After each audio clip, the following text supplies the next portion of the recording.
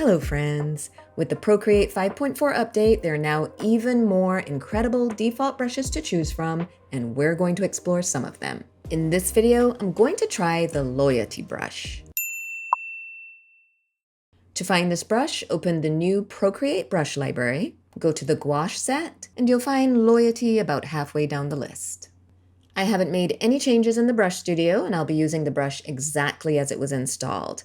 I also have my canvas set to 4000 by 3000 pixels at 300 dpi. Before we dive in, I'd love if you'd like, comment, subscribe, and watch till the very end because it really helps the channel.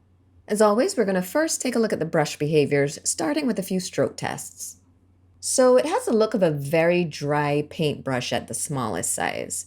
There's quite a bit of white space between the grain and what looks like the marks of individual bristles. At a medium size, the brush marks are still clearly visible, but there's more balance between wet and dry paint. It kind of looks like a bit more water has been added to the brush. Those individual bristle marks still show up on the edges of the stroke, while the color in the center is more solid. Then it looks more like wet paint at the largest size. You can see lots of movement with those brush marks, but there's still a bit of that dry texture lingering at the edges. This brush is pressure sensitive. As you can see, there's a big shift in stroke size as more pressure is applied. There's no change in value, but you can see a shift in texture from grainy to more smooth with the increase in pressure. If I switch my grip and use the side of the pencil tip, the grain pattern really comes through and you get a very, very dry look compared to the smoother, more painterly look when you're using a regular grip. Now, gouache paint can range from fairly transparent to very opaque, so I'm going to put down a few swatches to test the opacity. So it looks like some areas along the edges are slightly transparent, but the coverage becomes opaque without too much effort. Just one or two passes will give you full opacity, even covering light colors over dark. Now let's switch to the smudge tool to see how that blends. Well, it does an okay job. With a little effort, it will blend one color into the next, but as often happens with the smudge tool, everything blurs and you lose that nice painterly texture. Now, if you'd like to use the same process for testing your brushes, I made a brush testing worksheet for you. There's a link in the description for the free download. Now let's really put this brush to the test. I did a quick pencil sketch of a few pomegranates, and I used the Huntsman pencil for this sketch, by the way. I'm going to use the sketch as my guide for the painting so we can really see how this brush performs.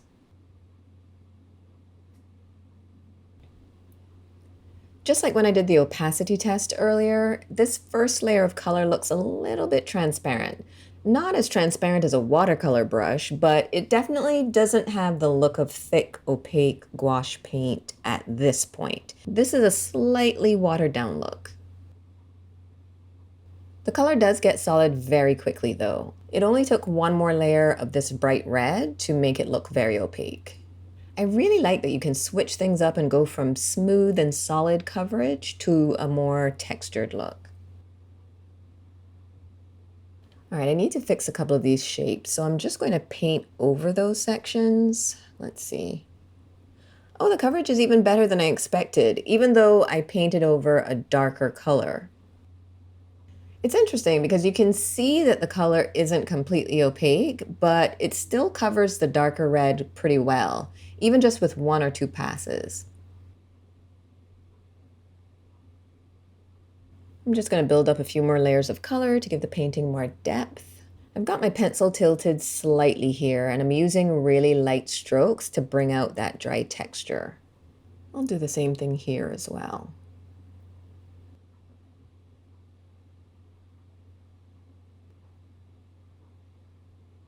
Now for the leaves. This green looks a lot more transparent over the red, so it's taking a little more work to get nice solid coverage here, and I think it helps to have the brush at a larger size. Just like we saw when I did the stroke test earlier, the paint looks smoother and more solid when the brush is at a larger size, and more dry and a little scratchy at a smaller size.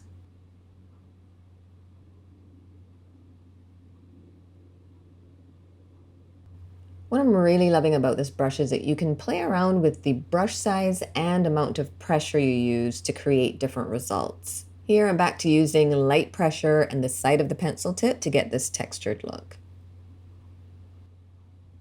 And I'll use that same technique for a few of the highlights.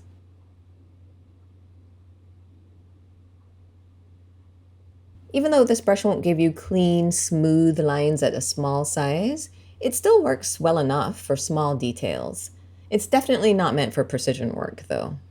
I'm just going to add a bit of color in the background.